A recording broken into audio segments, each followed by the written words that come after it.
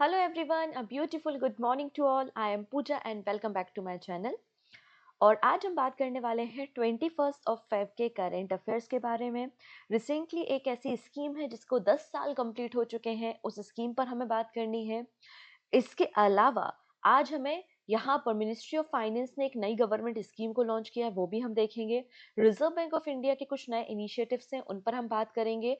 साथ ही साथ हमें बात करनी है कि हमारे देश में फिश प्रोडक्शन कितना है, मछली उत्पादन पे हम किस स्थान पर आते हैं, मतलब पीआईबी की डेटा पे हम बात करने वाले हैं। तो काफी कुछ नया सीखने को मिलेगा। अच्छा हाँ, वीडियो के एंड में दो important question of the day है, एक करंट अफेयर्स पर बेस्ड है और एक आपका स्टैटिक पर है। दोनों प्रश्नों के आंसर आप मुझे कमेंट सेक्शन में बताएंगे। क्लियर है? आइए स्टार्ट कर लेते हैं 21 के करंट अफेयर्स। सबसे पहले बात होगी आज का इंपॉर्टेंट डे। तो आज 21 फरवरी को हम सेलिब्रेट कर रहे हैं international mother language day. International mother language day की शुरुआत यूनेस्को ने की थी, मतलब इस दिन को इनिशिएट यूनेस्को ने 1999 में किया था। बाद में यूनाइटेड नेशन ने इसको रिकॉग्नाइज किया और सिंस 2002 हम इसको सेलिब्रेट कर रहे हैं। अब पूरे वर्ल्ड में अलग अलग भाषाओं को बोलने वाले लोग रहते हैं, बहुत ज्यादा कल्चरल डाइवर्सिटी है हमारे देश में। इसको ही प्रमोट करने के लिए इंटरनेशनल मदर लैंग्वेज डे मनाया जाता है। और इस साल सिल्वर जुबली भी है, तो थीम आपको मिल जाएगी language matter. Silver jubilee celebration of international mother language day, ये आपको थीम देखने को मिल जाएगी। तो 21 फरवरी को हम सेलिब्रेट कर रहे हैं international mother language day. Clear? चलिए नेक्स्ट बात करेंगे एक इंपॉर्टेंट पर्सन के बारे में। इनका नाम आपने पहले भी सुना होगा। जब भी हम इकोनॉमी सर्वे के बारे में बात करते हैं, हम बात करते हैं चीफ इकोनॉमी एडवाइजर के बारे में, क्योंकि इकोनॉमी सर्वे इनकी प्रेजेंस में, इनकी लीडरशिप में ही तो तैयार किया जाता है। हमारे देश के चीफ इकोनॉमी एडवाइजर कौन है? वी अनंत नागेश्वरन है। और इनके टेन्योर को फिलहाल के लिए गवर्नमेंट ऑफ इंडिया ने 2 सालों के लिए एक्सटेंड किया है। मतलब इनका टेन्योर टिल मार्च 2027 तक, 2027 तक एक्सटेंड करने का काम गवर्नमेंट ऑफ इंडिया ने किया है। 2022 में 2022 में वी अनंत नागेश्वर को हमने अपना चीफ इकोनॉमी एडवाइजर बनाया था। ये chief economy adviser economy policies बनाते हैं, इकोनॉमी सर्वे को ड्राफ्ट करते हैं, गवर्नमेंट ऑफ इंडिया को एडवाइस करने का काम करते हैं। तो इनका नाम बड़ा इंपॉर्टेंट सा है, आप इनका नाम याद रख लेना। क्लियर है? चलिए अब बात करेंगे हम पीआईबी का डेटा। ठीक है, फिश प्रोडक्शन के बारे में। पीआईबी ने अपने डेटा में मेंशन किया है कि भारत में जो फिश प्रोडक्शन है वो इंक्रीज हुआ है। आप इस डायग्राम में देख पाएंगे कि 2013-14 में हमारे देश में जो फिश प्रोडक्शन था वो 95.79 लाख टन था। लेकिन अभी आप देख रहे हैं 184 लाख टन आपको देखने को मिल रहा है। ये गवर्नमेंट ऑफ इंडिया का डेटा है। तो फिश प्रोडक्शन हमारे देश में इंक्रीज हुआ है। और 2023-24 में हमारे देश में जो फिश का प्रोडक्शन है वो 184 लाख टन आपको देखने को मिल जाएगा। India second largest fish producing country है। और पूरे वर्ल्ड का 8%, मतलब ग्लोबल शेयर हमारे पास कितना है फिश प्रोडक्शन का? 8% हम यहाँ पर फिश का प्रोडक्शन करते हैं। क्लियर है? तो India second largest fish producing country देखने को मिल जाएगी। अब यहाँ पर इन्होंने ये बात कही किस तरीके से हमारे देश में फिश प्रोडक्शन इंक्रीज हुआ है और आने वाले समय में किस तरीके से इंक्रीज होगा, वो सारी बातें इस रिपोर्ट में इन्होंने कही हैं। इन्होंने कहा है कि हमने 2025-26, मतलब आपका जो फाइनेंशियल ईयर 26 है, इसके लिए जो हमने बजट दिया है, फिशरी सेक्टर के लिए जो हमारा बजट अलॉटमेंट है वो 2700 करोड़ रुपीज है। ये बात इन्होंने कही है। इन्होंने मेंशन किया है कि 25-26 का जो बजट है 2700 करोड़ रुपीज, वो पिछले साल का जो बजट आया था 24-25 का जो बजट था, मतलब FY25 का जो बजट था, उसके कंपैरिजन में 3.3% हमने ज्यादा इस बार बजट का अलॉटमेंट किया है। ये बात भी यहाँ पर मेंशन की गई है। इसके अलावा जो किसान क्रेडिट कार्ड है, किसान क्रेडिट कार्ड को भी हमने एक्सटेंड किया है। अब फिशरी सेक्टर में फिशर फार्मर्स के लिए भी आपको किसान क्रेडिट कार्ड देखने को मिलेगा।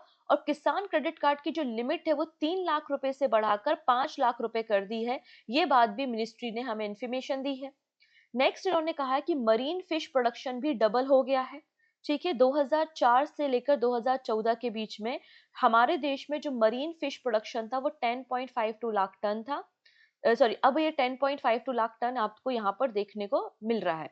ठीक है, फ्रॉम 5.2 लाख टन। ये बात भी यहाँ पर मेंशन की गई है कि डबल हमारा मरीन फिश प्रोडक्शन हो गया है। ऐसा कैसे हुआ? कोई जादू हो गया था? नहीं, कोई जादू नहीं हुआ। हमने यहाँ पे ब्लू रिवॉल्यूशन और प्रधानमंत्री मत्स्य संपदा योजना को लॉन्च किया है। ब्लू रिवॉल्यूशन स्कीम जो है वो हमारे फिशरी सेक्टर को बूस्ट करने में हमारी मदद करती है। इस स्कीम को FY 2015-16 2015-16 में हमने लॉन्च किया था, जिसके लिए बजट 3000 करोड़ रुपए था 5 सालों के लिए, for the period of 5 years. Now बात करेंगे प्रधानमंत्री मत्स्य संपदा योजना। इसको भी हमने 5 सालों के लिए इंप्लीमेंट किया है, 2020-21 से 24-25 तक, और लगभग 20,000 करोड़ रुपए का इन्वेस्टमेंट है। इतना ही नहीं, मिनिस्ट्री ने हमें ये इन्फॉर्मेशन भी दी है कि हम लोगों ने 2195 फिश फार्मर प्रोड्यूसर ऑर्गेनाइजेशन को भी सेटअप करने का काम किया है। इसी के कारण हमारा फिश प्रोडक्शन हमारे देश में इंक्रीज हुआ है। ये सारी बातें मिनिस्ट्री ने हमें इंफॉर्मेशन दी है, और ये आपका PIB का डेटा आपको मिल जाएगा। नेक्स्ट है, ministry of port shipping and waterways ने रिसेंटली एक नया इनलैंड वाटर ट्रांसपोर्ट टर्मिनल को इनॉग्रेट करने का काम किया है आसाम में, आसाम के जोगीघोपा में। ठीक है, आसाम के जोगीघोपा में एक नया इनलैंड वाटर ट्रांसपोर्ट टर्मिनल को लॉन्च किया गया है, जो कि अब फुली ऑपरेशनल हो चुका है। ठीक है, जो हमारे देश में कनेक्टिविटी को इन्हांस करेगा, और ट्राइलेटरल ट्रेड का मतलब 3 देशों के बीच में व्यापार को बढ़ावा देगा। कौन कौन से देश? भूटान, बांग्लादेश और इंडिया। इस टर्मिनल का फाउंडेशन स्टोन 2021 में रखा गया था, और 82 करोड़ रुपए की कॉस्टिंग के साथ इसे तैयार किया गया है। आज के समय में ये फुली ऑपरेशनल है। ये हमारे जो ट्रांसपोर्टेशन एक्सपेंडिचर है, जो खर्चा आता है ट्रांसपोर्टेशन में, उसको रिड्यूस करेगा, और ब्रह्मपुत्र नदी पर ये इको फ्रेंडली ट्रांसपोर्ट को प्रमोट करेगा। 2027 तक हमारा टारगेट है कि जो टर्मिनल है वो 1 मिलियन टन, ठीक है, 1 million tonne per annum cargo को हैंडल कर पाएगा। ना बात करते हैं inland waterway authority of India के बारे में, जो कि एक स्टैच्यूटरी बॉडी है। 1985 में इसका फॉर्मेशन हुआ था। इसका हेडक्वार्टर नोएडा उत्तर प्रदेश में है, बट इसके 5 रीजनल ऑफिसेज भी हैं। गुवाहाटी आसाम में, पटना बिहार, कोची केरला, वेस्ट बंगाल, कोलकाता वेस्ट बंगाल, और भुवनेश्वर उड़ीसा। और नोडल मिनिस्ट्री क्या है? Ministry of port shipping and waterways आपको देखने को मिल जाएगा। क्लियर? चलिए, अब वो स्कीम के बारे में बात करते हैं जिसको रिसेंटली 10 इयर्स कंप्लीट हो चुके हैं। हम बात कर रहे हैं यहाँ पर सॉइल हेल्थ कार्ड स्कीम के बारे में। एक्चुअली ये जो स्कीम है सॉइल हेल्थ कार्ड स्कीम, इसको 19 फरवरी को लॉन्च किया गया था, 19 फेब 2015 में। 19 फरवरी 2015 में, मतलब आज से 10 साल पहले, इस स्कीम को लॉन्च किया गया था सूरतगढ़ राजस्थान से, by the prime minister Narendra Modi. Soil health card नाम से समझ में आ रहा है कि सॉइल की हेल्थ को बताना। हमारे जो सॉइल होती है, जो मिट्टी होती है, मिट्टी में कितने न्यूट्रिशंस का स्टेटस क्या है, कितने न्यूट्रिशंस है, किन की डिफिशियंसी है, किस प्रकार की खाद का या फर्टिलाइजर का इस्तेमाल करना है, वो सारी बातें इस सॉइल हेल्थ कार्ड में बताई जाती हैं। सॉइल हेल्थ कार्ड 12 पैरामीटर को कंटेन करता है, जिसमें nitrogen, phosphorus, potassium, sulphur, zinc, ferrous, copper जैसे इंग्रेडिएंट शामिल है, और ये हमारे सॉइल के पीएच के बारे में भी इंफॉर्मेशन देता है। 3 साल में एक बार सॉइल का सैंपल लिया जाता है, और फार्मर को सॉइल हेल्थ कार्ड जनरेट करके दिया जाता है। सॉइल सैंपल जो है वो generally 2 times in a year दिया जाता है, एक खरीफ की क्रॉप के लिए और एक रबी की क्रॉप के लिए। क्लियर है? डन इतनी चीजें। Farmer will get the soil card once in every 3 years. और हमने सॉइल हेल्थ कार्ड स्कीम को राष्ट्रीय कृषि विकास योजना के साथ भी मर्ज कर दिया है 2022-23 में। अगर हम स्टैटिक्स के बारे में बात करें कि पिछले 10 सालों में कितने सॉइल हेल्थ कार्ड जनरेट हुए हैं, तो हमने 24.74 करोड़ सॉइल हेल्थ कार्ड को जनरेट करने का काम किया है। और हमने इन सॉइल को टेस्ट करने के लिए सॉइल टेस्टिंग लेबोरेटरीज भी बनाई हैं। तो हमारे देश में 8272 8272 इतनी हमारे देश में सॉइल टेस्टिंग लेबोरेटरीज आपको देखने को मिल जाएंगी। क्लियर है? ये सारी बातें पीआईबी, अगेन पीआईबी का डेटा है। आपका जो आरबीआई एग्जाम होता है, आपके जो स्टेट पीसीएस एग्जाम या फिर यूपीएससी एग्जाम है, वहां पर पीआईबी का डेटा विशेष तौर पर पूछा जाता है। तो आपके ऐसे एग्जाम्स के लिए पीआईबी का डेटा बहुत इंपॉर्टेंट है। हालांकि हम अपने करंट अफेयर्स ऐसे डिजाइन करते हैं जो आपके आने वाले हर एक वनडे एग्जाम, चाहे आप स्टेट एग्जाम की तैयारी कर रहे हो, एसएससी है, रेलवे है, सीयूटी एग्जाम है, सबके लिए इंपॉर्टेंट है। तो अगर अभी तक आपने लिंक को शेयर नहीं किया तो जल्दी से एक बार अपने फ्रेंड्स के साथ लिंक को शेयर कर देंगे। पहली बार चैनल पे आ रहे हैं तो चैनल को सब्सक्राइब कर लेंगे, और हाँ भाई, लाइक बटन पे तो क्लिक करना बनता ही है, कर ही देना। ठीक है जी। चलो नेक्स्ट बात करेंगे, Uttar Pradesh assembly become the first in the country with translator facility. अब यहाँ पे देखिए, जब हम अपने एमएलएस के बारे में बात करते हैं, विधायकों के बारे में, और हमारी जो विधानसभा की सुनवाई हो रही है, विधानसभा में जो भी प्रोसीडिंग चल रही है, वो अब ऐसा तो है नहीं हर एक व्यक्ति हर एक भाषा को जानता है। बहुत ज़्यादा ज़रूरत होती है कि हम अलग-अलग भाषाओं को ट्रांसलेट करें जिससे लोग उसको समझ पाएँ। तो जनरली हिंदी और इंग्लिश भाषा में ट्रांसलेशन तो अवेलेबल होता है, लेकिन यहाँ पे योगी आदित्यनाथ ने कहा है कि हम अवधी, ब्रज, भोजपुरी, बुंदेलखंड और इंग्लिश भाषाओं में भी ट्रांसलेशन करेंगे। और यहाँ पर ट्रांसलेशन फैसिलिटी स्टार्ट करने वाला पहला असेंबली आपको उत्तर प्रदेश देखने को मिल जाएगा। तो Uttar Pradesh assembly become the first in the country with translation facility. The proposal will be reviewed by the ruling committee and implemented after approval. ये बात यहाँ पर मेंशन की गई है। चलिए नेक्स्ट बात करेंगे IALA के बारे में। ठीक है, IALA क्या है बेटा? ये है international organisation of ads to marine navigation, जिसका हेडक्वार्टर आपको सिंगापुर में मिलेगा, और इसकी जनरल असेंबली की मीटिंग भी सिंगापुर में हो रही है। और यहाँ पे वाइस प्रेसिडेंसी मिली है किसको? इंडिया को। तो इंडिया को वाइस प्रेसिडेंसी मिली है IALA की सिंगापुर की मीटिंग में। IALA का मतलब international organisation of ads to marine navigation होता है। ठीक है, ये आपकी जनरल असेंबली की मीटिंग कहाँ पर हो रही है? सिंगापुर में हो रही है। और इंडिया के डेलीगेशन को लीड कौन कर रहे हैं? इंडिया के डेलीगेशन को रिप्रेजेंट कर रहे हैं के रामाचंद्रन, जो कि सेक्रेटरी है ministry of port, shipping and waterways में। ठीक है, जनरल असेंबली जो होती है, ये इसकी जो काउंसिल मेंबर होते हैं, इनको 4 सालों के लिए, मतलब इसके जो मेंबर्स हैं उनको 2025 से लेकर 2027, मतलब सॉरी 2 सालों के लिए इलेक्ट किया गया है। क्लियर है? अब जनरल असेंबली की जो मीटिंग होती है उसमें स्टेक होल्डर्स आते हैं, अलग-अलग देशों के मिनिस्ट्रीज, पोर्ट, शिपिंग, वाटरवेज की मिनिस्ट्रीज शामिल होती हैं, जहाँ पे नेविगेशन, वेसल ट्रैफिक, टेक्नोलॉजी और गवर्नेंस पे बात की जाती है। ये जो जनरल असेंबली की काउंसिल होती है, हाईएस्ट डिसीजन मेकिंग बॉडी होती है IALA की, जिसमें 21 इलेक्टेड मेंबर्स आपको मिल जाएंगे और 3 नॉन इलेक्टेड मेंबर्स आपको मिलेंगे। इसका जो हेडक्वार्टर है, सॉरी मैंने सिंगापुर बोला था, करेक्ट कर लेंगे, इसका हेडक्वार्टर पेरिस फ्रांस में है और 1957 में इसका फॉर्मेशन किया गया था। अच्छा, सिंगापुर में मीटिंग हो रही है, पेरिस फ्रांस में इसका हेडक्वार्टर है। आई एम सॉरी, थोड़ा सा मिस्टेक हो गया, आप इसको करेक्ट कर लेना। ओके है जी। चलो नेक्स्ट, अब बात करते हैं ओम्ब्यूसमेंट के बारे में। आप लोग ने ओम्ब्यूसमेंट के बारे में ये शब्द जरूर सुना होगा। ठीक है, जो आपके पब्लिक ऑफिसेज होते हैं, पब्लिक ऑफिसर्स होते हैं, उनके अगेंस्ट इन्वेस्टिगेशन करना, अगर कोई करप्शन के चार्जेस हैं, भ्रष्टाचार को कम करना, ये सभी काम ओम्ब्यूसमेंट के होते हैं। तो हमारे देश में लोकपाल एंड लोकायुक्त एक्ट 2013 है। उसके अंदर मैंडेटरी है, महत्वपूर्ण है कि हमें लोकपाल को एस्टेब्लिशमेंट करना है यूनियन लेवल पे, और लोकायुक्त का फॉर्मेशन करना है स्टेट लेवल पे, जो कि इन्वेस्टिगेट कर सके allegation of corruption against the public officer. बात समझ में आई?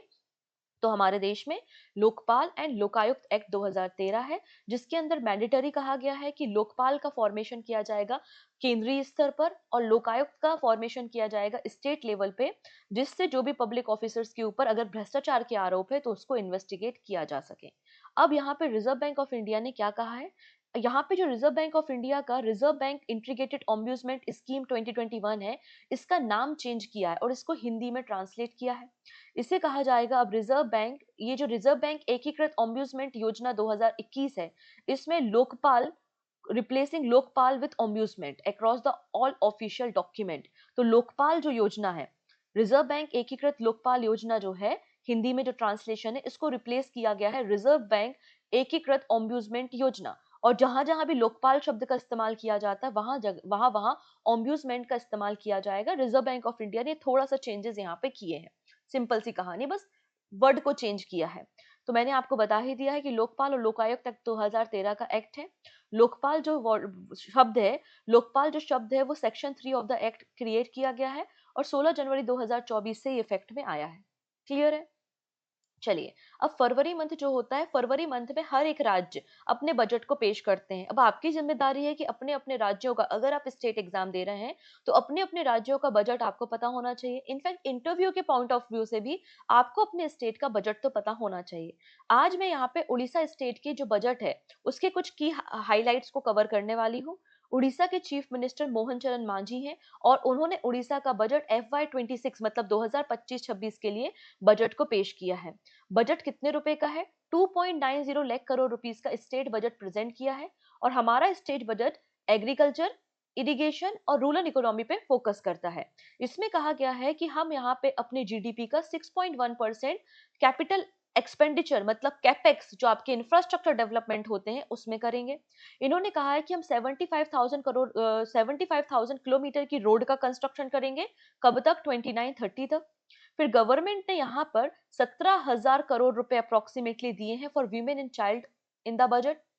फिर इन्होंने कई सारी स्कीम को प्रपोज किया है सुभद्रा प्लस स्कीम के अंदर। यहाँ पे बोला है कि हम किशोरी सुभद्रा, सुभद्रा संचय, सुभद्रा सुखाय, सुभद्रा सखी, सुभद्रा यात्री, सुभद्रा संघ जैसी कई सारी स्कीम को लॉन्च करेंगे जो कि महिलाओं की सेफ्टी और सिक्योरिटी को इंश्योर करता है।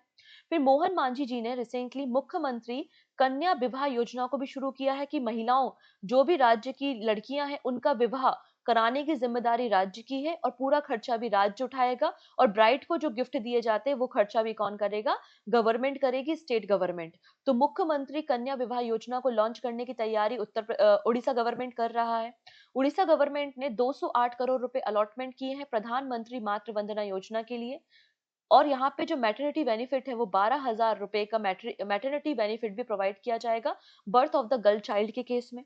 फिर मुख्यमंत्री संपूर्ण पुष्टि योजना की शुरुआत की जा रही है जहां पे महिलाओं को और जो न्यूट्रिशन है वो प्रोवाइड किए जाएंगे। जो लड़कियां हैं, जो एडोलेसेंट गर्ल हैं, चिल्ड्रंस हैं, उनको भी यहाँ पे न्यूट्रिशन फूड प्रोवाइड किया जाएगा। इसके लिए 529 करोड़ रुपए का बजट आपको देखने को मिल जाएगा। और हमारे मतलब उड़ीसा राज्य में मिल्क प्रोडक्शन के लिए यहाँ पे 164 करोड़ रुपए का बजट दिया गया है अंडर द मुख्यमंत्री कामधेनु योजना। ये सारी बातें उड़ीसा के बजट में की गई हैं। क्लियर? चलिए ना बात करेंगे मोपा एयरपोर्ट मतलब मनोहर इंटरनेशनल एयरपोर्ट जो कि गोवा में है। इसे रिसेंटली सर्वेक्षण सुरक्षा पुरस्कार दिया गया है under the service sector category. Recently national safety council of India safety award distribute किए गए हैं और पहला एयरपोर्ट बन चुका है गोवा इंटरनेशनल एयरपोर्ट जिसे सर्वेक्षण सुरक्षा पुरस्कार या गोल्डन ट्रॉफी दी गई है। ठीक है जी। नेक्स्ट है India and Argentina sign MoU for lithium mining and exploration in Argentina. तो रिसेंटली इंडिया और अर्जेंटीना के बीच में एक एमओयू साइन किया है और दोनों मिलके लिथियम माइंस को एक्सप्लोर करेंगे, डिगिंग करने का काम करेंगे अर्जेंटीना में। ये agreement mineral exploration and consultancy limited जो कि मिनिस्ट्री ऑफ माइंस के अंदर काम करती है and provisional government of Catamarca Argentina के बीच में साइन हुआ है। इस एग्रीमेंट से फायदा ये होगा कि हमारा जो टारगेट है कि नेट कार्बन एमिशन को जीरो करना है 2070 तक, इस टारगेट को अचीव करने में भी हमें मदद मिलेगी। हम इलेक्ट्रिकल व्हीकल के डायरेक्शन में और काम कर पाएंगे। अगर हम इंडिया की प्रेजेंट कंडीशन देखते हैं तो इंडिया 100% डिपेंडेंट है इंपोर्ट ऑफ लिथियम पर। मतलब हमारे देश में लिथियम का प्रोडक्शन तो नहीं होता, हम 100% लिथियम को क्या करते हैं? इंपोर्ट करते हैं। अच्छा हाँ, हमने कुछ समय पहले जो रियासी डिस्ट्रिक्ट है जम्मू एंड कश्मीर में, वहां पे लिथियम रिजर्व को एक्सप्लोर किया था लेकिन अभी माइनिंग को स्टार्ट नहीं किया गया है। अब अर्जेंटीना इतना इंपॉर्टेंट क्यों है? अगर हम बात करें यूनाइटेड स्टेट के जियोलॉजिकल सर्वे के बारे में, तो लिथियम रिपोर्ट जो है अर्जेंटीना 20% वर्ल्ड का लिथियम, लगभग 98 million ton of lithium resources को होल्ड करता है। अर्जेंटीना का जो नेबर है बोलीविया, वो लार्जेस्ट लिथियम रिसोर्स रखता है इन द वर्ल्ड। तो बोलीविया, अर्जेंटीना और चिली को अगर मिला दिया जाए तो लिथियम ट्रायंगल बनता है। अब आप क्या करो, 2024 का आरबीआई ग्रेड बी का पेपर उठाकर देखो। ठीक है, फेज 1 का पेपर उठा के देख लीजिए। ये क्वेश्चन बना था कि लिथियम ट्रायंगल में कौन कौन सी कंट्री शामिल है, तो बोलीविया, अर्जेंटीना और चिली शामिल आपको मिल जाएंगी। अर्जेंटीना की जो करेंसी है वो पीसो है और जेवियर मिली आपको यहाँ पे प्रेसिडेंट देखने को मिल जाएंगे। फर्दर हम डिस्कशन करेंगे, अभी काफी सारी कहानियां बाकी हैं, लेकिन उसके पहले ये बात जानना भी जरूरी है कि लास्ट क्लास में हमने क्या क्या पढ़ा था। मतलब 20 फरवरी के करंट अफेयर्स का जल्दी से फटाफट से हम रिकैप कर लेते हैं। ठीक है जी। अगर सेशन पसंद आए तो कंजूसी मत करना, शेयर कर देना और लाइक कर देना। ठीक है जी। चलो, अब हमने यहाँ पे 20 फरवरी को अरुणाचल प्रदेश और मिजोरम का स्टेटहुड सेलिब्रेट किया था। इंडिया ने अपना पहला open air art wall museum को इनॉग्रेट किया है, डॉक्टर जितेंद्र सिंह जी ने इनॉग्रेट किया है न्यू दिल्ली में। केरला ने एंड प्राउड इनिशिएटिव को लॉन्च किया था जो कि हाउस होल्ड ड्रग्स को, जो आपके एक्सपायर्ड ड्रग्स हैं, अनयूज ड्रग्स हैं, उनको क्या करता है? सक्सेसफुली डिस्पोज करने का काम करता है। रेखा गुप्ता दिल्ली की 9th नंबर की चीफ मिनिस्टर और 4th नंबर की फीमेल चीफ मिनिस्टर बन चुकी हैं। अजमेर ने इंडिया का पहला ऑल इंडिया ट्रांसजेंडर कॉन्फ्रेंस को होस्ट किया है। ये 10 दिनों तक चलने वाला कॉन्फ्रेंस है। ब्राजील ने ओपेक प्लस कंट्रीज को ज्वाइन कर लिया है। इंडिया और कतर ने डिसाइड किया है कि हम दोनों देशों के बीच के जो बायलैटरल ट्रेड है उसको डबल करेंगे, $28 बिलियन करेंगे 2030 तक। फिर हमने बात की थी जी कामलिनी के बारे में, और ये यंगेस्ट पर्सन बन गई है जिन्होंने डेब्यू किया है डब्ल्यूपीएल में, और मुंबई इंडियंस के लिए इन्होंने डेब्यू करने का काम किया है। फिर हमने मुंबई क्रिकेट के लीजेंड मिलिंद रेज के बारे में बात की थी, ही पास्ड अवे, इन्हें क्रिकेट का इंसाइक्लोपीडिया भी कहा जाता है। फिर हमने देखा था यहाँ पर फ्यूचर ब्रांड इंडेक्स 2024 पब्लिश हुआ है, और पहली बार टॉप थ्री कंपनीज में आपको इंडिया की कंपनी देखने को मिल जाएगी। सेकंड नंबर पे रिलायंस है, फर्स्ट नंबर पे सैमसंग है। 78 बाफ्टा अवार्ड डिस्ट्रीब्यूट किए गए हैं, और इसमें पायल कपाड़िया की जो शॉर्ट फिल्म है all we imagine as light वो डिफीट हुई है। किसने डिफीट किया? इमिलिया पेरेज ने डिफीट किया है, और इसे best film not in English language category में नॉमिनेट किया गया था। फिर यहाँ पे अगर हम बात करते हैं हुरुन इंडिया टॉप 500 लिस्ट के बारे में, कंपनीज की लिस्ट, तो रिलायंस टीसीएस आपको टॉप कंपनीज देखने को मिल जाएंगी। प्रधानमंत्री फसल बीमा योजना के 9 इयर्स रिसेंटली कंप्लीट हो चुके हैं, और ट्राइफेड ने रिसेंटली ट्राइबल बिजनेस को बूस्ट करने के लिए मीसो, आईएफसीए और एमजीआईआरआई के साथ कोलैबोरेशन किया, एग्रीमेंट साइन किया है। ये सारी बातें हमने प्रीवियस डे में करंट अफेयर्स में डिस्कस की थी। इसके अलावा हमारा मंथली कंपाइलेशन चल रहा है। हमने जनवरी मंथ के सभी इंपॉर्टेंट अपॉइंटमेंट्स कवर कर लिए हैं। जनवरी मंथ के सभी इंपॉर्टेंट हमने इंडेक्सेस और रिपोर्ट्स का कवर कर लिया है। आज हम जनवरी मंथ की सभी इंपॉर्टेंट गवर्नमेंट स्कीम और नेशनल न्यूज को कवर कर लेंगे। ठीक है, तो साथ ही साथ करंट अफेयर्स के साथ जनवरी मंथ का रिवीजन इंपॉर्टेंट है। देखो होता क्या है, जब आपके एग्जाम होते हैं जैसे कि जून में या फिर आपका अगस्त में पेपर होगा, तो आपको एक साल का करंट अफेयर्स तो पढ़ना है, लेकिन लास्ट जो 6 मंथ के करंट अफेयर्स होते हैं वो बहुत ज्यादा इंपॉर्टेंट होते हैं। मतलब जनवरी से लेकर जो जून तक के, जुलाई तक के करंट अफेयर्स है वो बहुत बहुत बहुत इंपॉर्टेंट है। और आपका तो अभी बैंकिंग एग्जाम भी होने वाला है, तो अगेन जनवरी मंथ के करंट अफेयर्स बहुत इंपॉर्टेंट है। तो फरवरी का तो पढ़िए, लेकिन जनवरी को भी रिवाइज करते जाइए, और इसकी मैगजीन भी अवेलेबल है पूजा जैन क्लासेस एप्लीकेशन पे। इसके अलावा बैंकिंग करंट अफेयर्स मैगजीन भी अवेलेबल है, जिसमें कंप्लीट जनवरी मंथ की theory plus banking 100 MCQ available आपको मिल जाएंगे। क्लियर? मोर अपडेट के लिए आप पूजा जैन क्लासेस एप्लीकेशन पे विजिट कर सकते हैं, जहां पे आपको डेली करंट अफेयर्स की पीडीएफ भी फ्री ऑफ कॉस्ट मिल जाएगी। अगर अभी तक आपने टेलीग्राम को ज्वाइन नहीं किया तो आप टेलीग्राम भी ज्वाइन कर सकते हैं फॉर फ्री पीडीएफ। ठीक है, नेक्स्ट है RBI launch RBI data app for easy access to economy and financial data. अब यहाँ पे जो स्टूडेंट होते हैं, रिसर्चर्स होते हैं, उनको अलग अलग स्टैटिक्स, अलग अलग डेटा की रिक्वायरमेंट होती है फॉर रिसर्च पर्पस। क्यों ना आपको टेबलर फॉर्म में, ग्राफ के फॉर्म में, चार्ट के फॉर्म में जो डेटा है वो मिल सके, जिससे आप थोड़ा सा एनालिसिस कर सको, फाइनेंशियल डेटा को समझ सको। इसलिए आरबीआई ने आरबीआई डेटा एप्लीकेशन को लॉन्च किया, जो कि एक मोबाइल एप्लीकेशन है, जो लगभग 11,000 different series of economy data related आपको, जो इंडियन इकोनॉमी की टर्म्स है वो आपको प्रोवाइड करता है। Mobile app offer macroeconomy and financial statistics related to the Indian economy, और यूजर फ्रेंडली मैनर में आपको मिल जाएगा, डिफरेंट ग्राफ और चार्ट्स आपको मिल जाएंगे। यूजर फ्रीली इसको डाउनलोड कर सकता है, और रिसर्चर स्टूडेंट्स के लिए और जनरल पब्लिक के लिए आरबीआई डेटा एप्लीकेशन को आरबीआई ने लॉन्च किया है। ठीक है, नेक्स्ट है SEBI enhance corporate governance with new NPT RPT portal. What is the RPT portal? RPT का मतलब है रिलेटेड पार्टी ट्रांजेक्शन। जैसे कि अगर मैं एक प्रोडक्ट को बेचती हूँ, जैसे कि मैंने मैगजीन बेची, मैगजीन में आपका इन्वॉल्वमेंट है और मेरा इन्वॉल्वमेंट है, एक बायर होता है, एक सेलर होता है। जो दो पार्टीज के बीच में कोई ट्रांजेक्शन होता है तो वो रिलेटेड पार्टी ट्रांजेक्शन कहलाता है। Related party transaction is a business deal between two parties who are already connected. जैसे आप मेरे साथ ऑलरेडी कनेक्टेड हैं, आप मेरे एप्लीकेशन पे जाके मैगजीन को खरीद रहे हैं, तो हम दोनों इन्वॉल्व हैं, तो हमारे बीच में एक आरपीटी पोर्टल है, ये आरपीटी ट्रांजेक्शन है। अब यहाँ पे जब हम सेबी की बात करते हैं, national stock exchange, Bombay stock exchange की बात करते हैं, तो इसमें कई सारे इंस्टीट्यूशनल इन्वेस्टर्स होते हैं, रिटेल इन्वेस्टर्स होते हैं, जो कि कंपनी के शेयर्स को खरीदते हैं, कंपनी के शेयर्स को बेचते हैं। तो कंपनी किस तरीके से काम कर रही है, कंपनी कहाँ पर इन्वेस्ट कर रही है, अगर रिलायंस जैसी बड़ी कंपनी कहीं ऐसा इन्वेस्टमेंट करे, या फिर किसी छोटी कंपनी में किसी बड़ी कंपनी का इन्वेस्टमेंट हो जाए, तो हम समझ सकते हैं कि उस कंपनी के शेयर इंक्रीज हो जाएंगे, शेयर की वैल्यू इंक्रीज हो जाएगी। तो अगर हमारे पास ये डेटा रहेगा तो हमें यहाँ पे इन्वेस्टमेंट करने में थोड़ी सी आसानी हो जाएगी। इसलिए डेडिकेटेड आरपीटी पोर्टल लॉन्च किया है सेबी ने। तो SEBI has launch dedicated portal for reporting related party transaction to enhance corporate governance and transparency in India security market. ये जो पोर्टल है वो डिजाइन किया है जो टाइमली और एक्यूरेट रिपोर्टिंग करेगा related party transaction of the listed companies. Clear है? नेक्स्ट है एक्सिस बैंक। अब एक्सिस बैंक ने 10 करोड़ रुपीस डोनेट करने की बात की है अशोका यूनिवर्सिटी में फॉर रिसर्च ग्रोथ।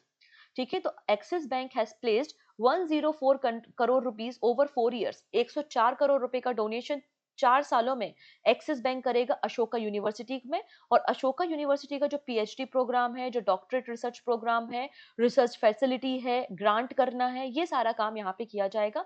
बेसिकली इनका फोकस रहेगा न्यूरोसाइंस, बिहेवियरल स्टडी, फिजिक्स में। साथ ही साथ स्कॉलरशिप भी प्रोवाइड की जाएगी। एक्सिस बैंक के जो सीईओ है उनका नाम अमिताभ चौधरी आपको मिल जाएगा। ठीक है। नेक्स्ट है इंडियन ओवरसीज बैंक लॉन्च आधार बेस्ड अकाउंट ओपनिंग। ठीक है, आधार से ओटीपी के जरिए आप अपने अकाउंट को ओपन कर सकते हो। ये फैसिलिटी इंडियन ओवरसीज ने बैंक ने लॉन्च की है। And API banking services. तो सबसे पहले समझते हैं कि what is the API banking services. API का मतलब होता है ओपन बैंकिंग। इसे हम एप्लीकेशन प्रोग्रामिंग इंटरफेस के नाम से जानते हैं। तो एपीआई का फुल फॉर्म क्या है? Application programming interface. इसे हम ओपन बैंकिंग भी कहते हैं। ओपन बैंकिंग बेसिकली कस्टमर को एक्सेस प्रोवाइड करती है to access the bank core system, और कंज्यूमर्स को कई सारे बैंकिंग फैसिलिटी प्रोवाइड करती है। एपीए मतलब एप्लीकेशन प्रोग्रामिंग इंटरफेस से आप रियल टाइम ट्रांजेक्शन कर सकते हो। आपका जो ट्रांजेक्शन है वो फास्ट होता है। फास्टन तरीके से आपका लोन अप्रूवल होता है, बेटर सिक्योरिटी होती है और कस्टमर एक्सपीरियंस इनहांस होता है। तो यहाँ पे बात की गई है कि पब्लिक सेक्टर इंडियन बैंक है, इंडियन ओवरसीज बैंक, इन्होंने Aadhaar OTP based account opening and API banking facility provide की है। इनके 89 नंबर के फाउंडेशन डे पर। इससे आपकी जो बैंकिंग सर्विसेज है वो सिंप्लीफाइड हो जाएंगी, बोथ कंज्यूमर्स के लिए, कस्टमर्स के लिए, रिटेल कस्टमर और कॉर्पोरेट कस्टमर्स के लिए भी। इंडियन ओवरसीज बैंक का हेडक्वार्टर चेन्नई में है। 1937 में इसका फॉर्मेशन हुआ था। MD and CEO Ajay Kumar Srivastava आपको देखने को मिल जाएंगे। क्लियर है? चलिए नेक्स्ट है वन मैन ऑफिस। तो वन मैन ऑफिस इनिशिएटिव किसका है? एलआईसी का है, life insurance corporation of India ने वन मैन ऑफिस की शुरुआत की है। वन मैन ऑफिस का मतलब है कि आपको 24/7 डिजिटल फैसिलिटी प्रोवाइड की जाएगी। जो एजेंट्स होते हैं जिनको कई सारे प्रॉब्लम को सॉल्व करना होता है, जैसे कि एलआईसी के एजेंट्स होते हैं, हमें कोई प्रॉब्लम होती है तो हम एलआईसी के एजेंट के साथ कांटेक्ट करते हैं, तो बार बार ऑफिस ना जाना पड़े, ऑफिशियल वर्क रिड्यूस हो जाए और आप डिजिटली अपने फोन पर ही 24/7 इन कामों को कर सकें। मतलब एजेंट की तरह आप काम कर सकें, लोन को प्रोसीड कर सकें, प्रीमियम पेमेंट के लिए काम कर सके, कस्टमर सर्विस प्रोवाइड कर सके, इसलिए वन मैन ऑफिस की शुरुआत की है। तो LIC has introduce one man office to empower its agent with 24/7 digital tool for policy sale, premium payment, loan processing and customer service. इससे आपका जो फिजिकली ऑफिस में जाने की फैसिलिटी है, बार बार जो फिजिकली ऑफिस में जाना पड़ता है वो नहीं होगा, आप डिजिटली ऑनलाइन तरीके से अपने सारे काम को कर सकते हैं। ठीक है। LIC one man office is design to mobile digital office, providing agent with a key tool to manage their daily activity. और इसे आनंद प्लेटफॉर्म के साथ इंटीग्रेट किया है। आनंद क्या है? तो आनंद एक LIC का डिजिटल प्लेटफॉर्म है जिसका नाम है आत्मनिर्भर agent new business digital application platform. इसे 2020 में 2020 में LIC ने लॉन्च किया था, और इसी के साथ वन मैन ऑफिस को इंटीग्रेट करने का काम किया गया है। ठीक है। चलिए नेक्स्ट है, finance minister Nirmala Sitharaman launch mutual credit guarantee scheme for MSME।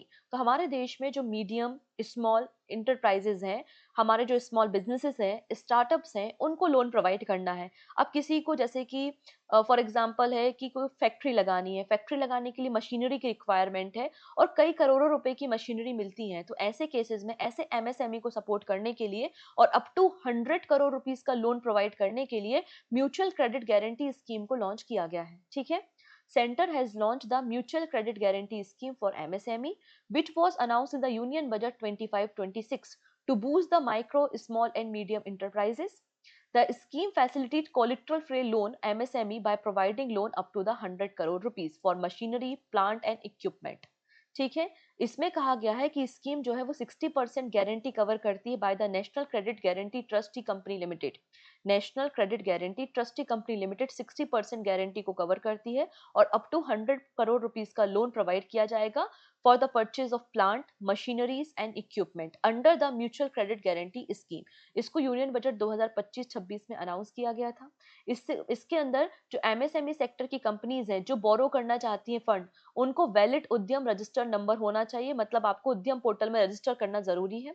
अगर आपका अमाउंट 100 करोड़ रुपए से एक्सीड होता है, क्योंकि हम तो आपको अप टू 100 करोड़ रुपए का ही लोन प्रोवाइड करेंगे, अगर 100 करोड़ रुपए से ज्यादा अमाउंट एक्सीड होता है तो ऐसे केसेस में additional at least 75% of the project cost must be for purchasing equipment और मशीनरी गवर्नमेंट आपको देगी। ठीक है।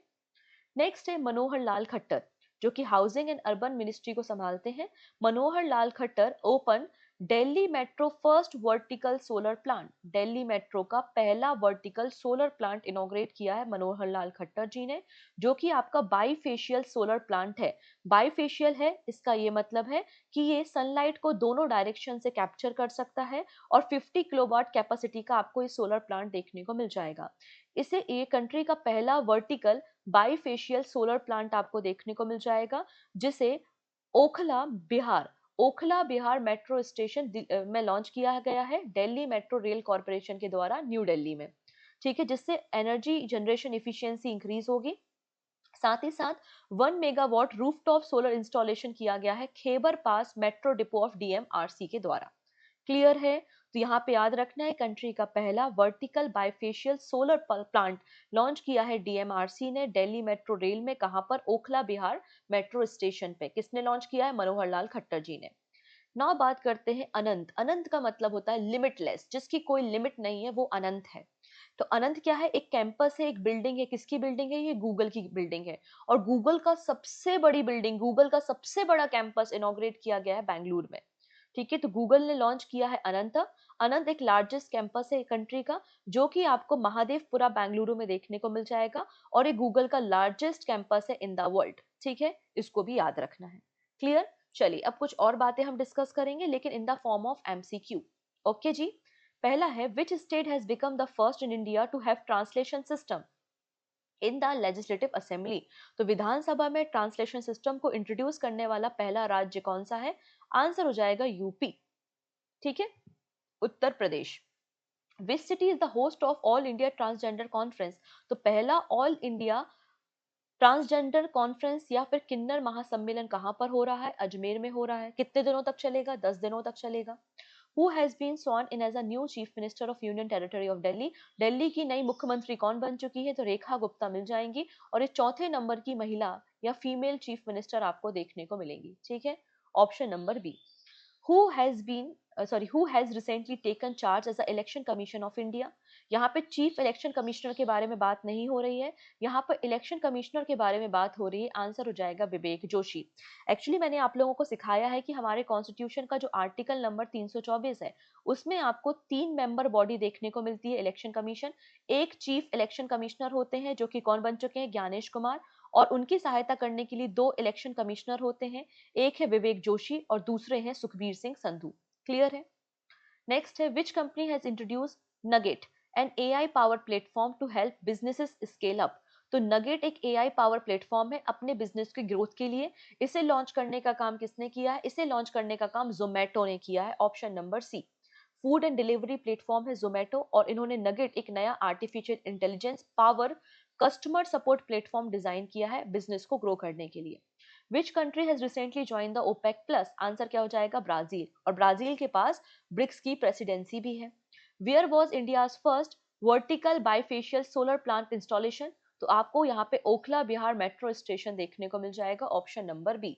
ठीक है, ऑप्शन नंबर बी। कोई भी चीज भारत में पहली बार होती है तो वो इंपॉर्टेंट होती है, वहां से प्रश्न एग्जाम में दिखते हैं। India has been elected to the vice president of IALA in Singapore. What does IALA stand for? जिसका हेडक्वार्टर पेरिस फ्रांस में आपको देखने को मिल जाएगा। इसका फुल फॉर्म है international organisation of ads to marine Navigation. Option number B बिल्कुल करेक्ट है। Where was the India's first open air art wall museum inaugurated? तो आंसर क्या हो जाएगा? न्यू दिल्ली में मौसम भवन में डॉक्टर जितेंद्र सिंह जी ने इसे लॉन्च किया है। Who has recently been appointed as a Deputy Secretary in the Department of Expenditure? Department of Expenditure में डिप्टी सेक्रेटरी कौन बने हैं? तो डिप्टी सेक्रेटरी बने हैं Mrityunjay Srikantan. Option number D. Which is the major festival of missing tribe recently in the news? तो Mising tribe इनमें से कौन सा फेस्टिवल मनाती है? मिसिंग ट्राइब बनाती है, एक्चुअली ये ट्राइब आपको आसाम राज्य में देखने को मिल जाएगी, और मिसिंग ट्राइब सेलिब्रेट करती है Ali Aye Ligang festival. Option number C. तो मिसिंग ट्राइब का one of the largest indigenous community है आसाम की, और इन्होंने रिसेंटली अली आई लिगांग फेस्टिवल को सेलिब्रेट किया है। ये ट्राइब आसाम में और अरुणाचल प्रदेश में आपको देखने को मिल जाएगी। Who has won the BBC sports women of the year award? तो BBC sports women of the year award किसे मिला है? मनु भाकर को मिला है, जो कि एक शूटर आपको मिल जाएंगे। अनंता seen in the news is largest campus unveiled in India belongs to Google। तो गूगल का कैंपस आपको अनंत देखने को मिल जाएगा बेंगलुरु में। This is your question of the day number 1। King Edward memorial भवन का नाम अजमेर में चेंज करके क्या कर दिया गया है? नया नाम आपको बताना है।